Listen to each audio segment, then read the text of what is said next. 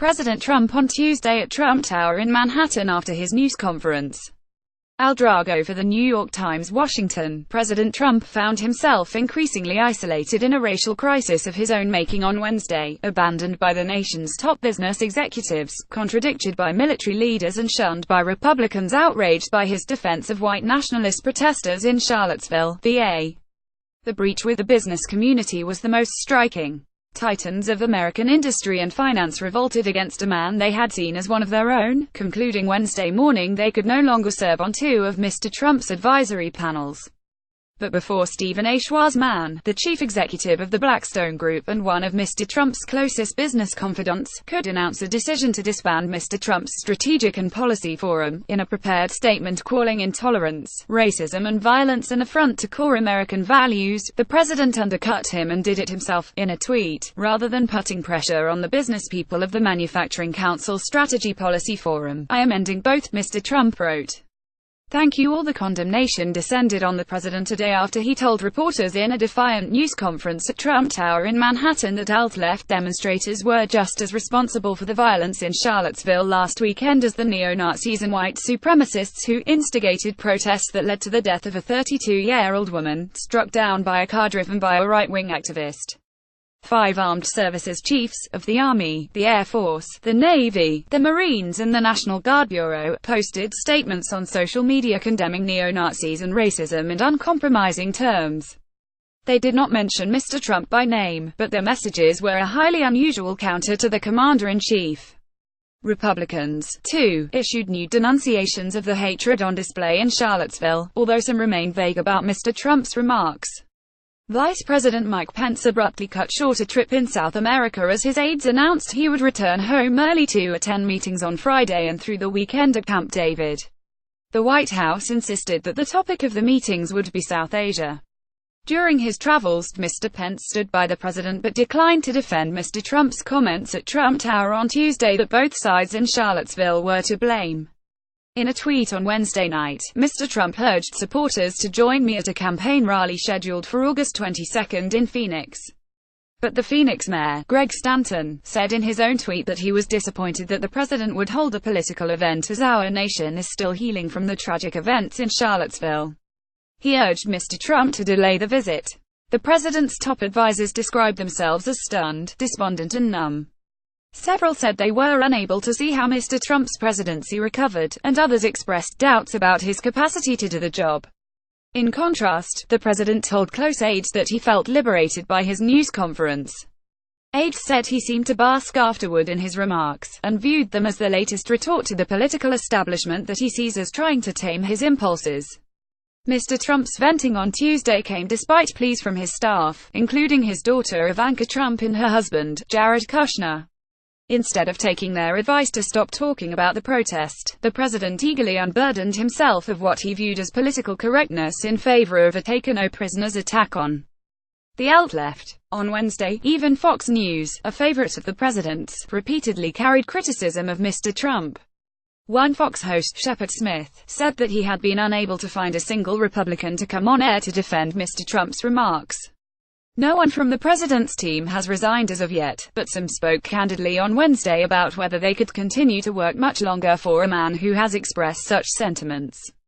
Most incensed among Mr. Trump's top advisors, according to 3 people familiar with the situation, was Gary D. Cohn, the director of the National Economic Council, who told people around him that he was offended, as a Jew and as an American, by the president's reaction to the violence in Charlottesville.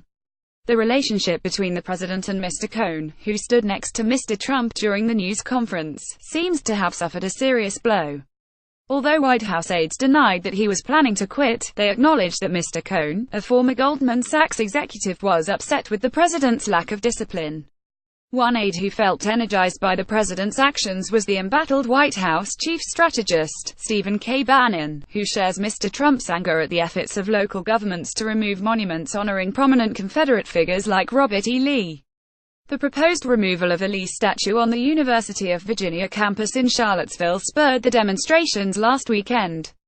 Mr. Bannon, whose future in the White House remains uncertain, has been encouraging Mr. Trump to remain defiant. Two White House officials who have been trying to moderate the president's position suggested that Mr. Bannon was using the crisis as a way to get back in the good graces of the president, who has soured on Mr. Bannon's internal machinations and reputation for leaking stories about West Wing rivals to conservative news media outlets.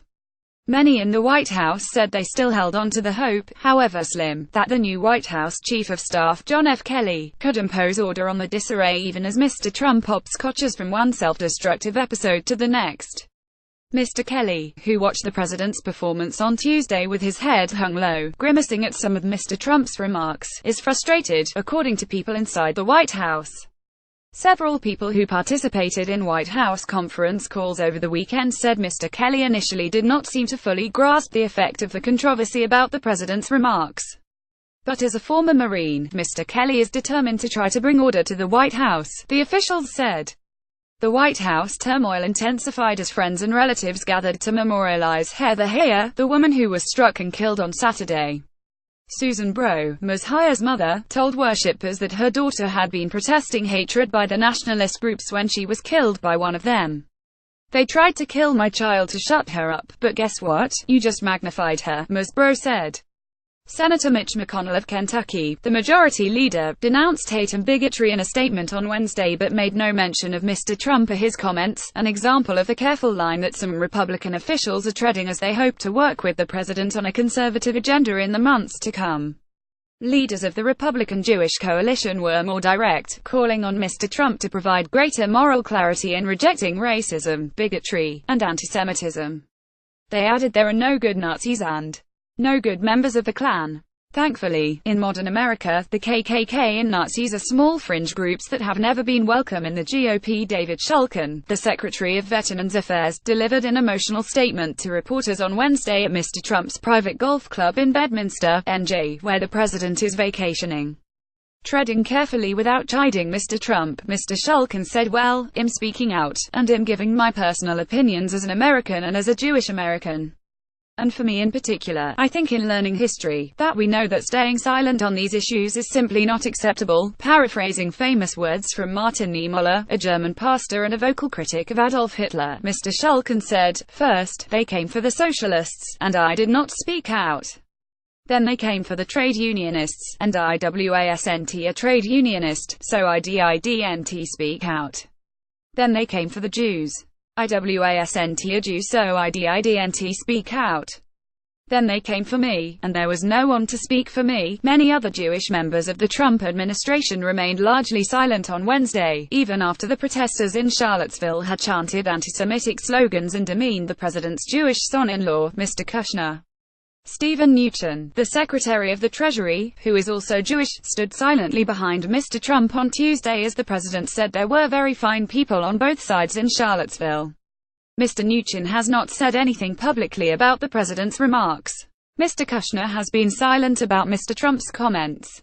Ivanka Trump, who converted to Judaism, said in a tweet on Sunday, "There should be no place in society for racism, white supremacy and neo-Nazis." Michael D. Cohen, the president's longtime personal lawyer, who is Jewish, denounced hate groups but defended Mr. Trump in response to a reporter's question on Wednesday.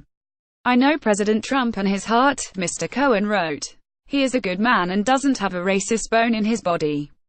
Correction: August 16, 2017. An earlier version of this article misstated the branch of one of the leaders of the armed services who posted on social media condemning racism. It was the chief of the National Guard Bureau, not the Coast Guard.